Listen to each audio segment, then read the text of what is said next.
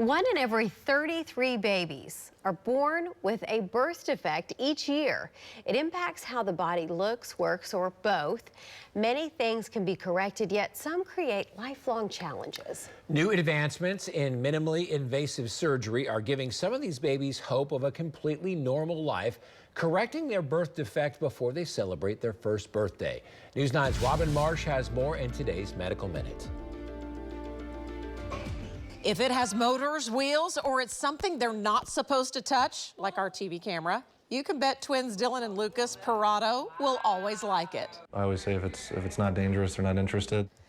But just 2 years ago, the parents didn't know what the future held for their newborn, Lucas. Compared to his brother when he was born, I could tell it was a little bit flatter. Lucas was born with a disease where the bones of his skull fused together too early. And if the skull's not growing, then it has an impact on the brain. And Lucas has a rare form of the disease. These two sutures in the back of the head were closed, as well as this suture here along the top of the head. It's called a Mercedes-Benz type craniosynostosis. Traditionally, surgery to correct the problem involves an incision from ear to ear, inserting a metal device into the skull that needs to be turned daily for a month, followed by another surgery to then remove it. But now doctors at Washington University are using a less invasive approach. The idea is like just relieve that pressure and just let the brain fix itself. The plastic surgeon uses endoscopic repair to separate the skull bones. It's smaller incisions, more targeted. You know, we're talking a few like 2 to 3 centimeter incisions to gain access.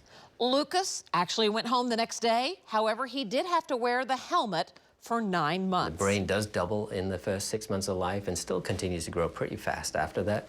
The idea of the helmet is now it's like guided, like, okay, I want you to grow out in this direction that you were restricted before.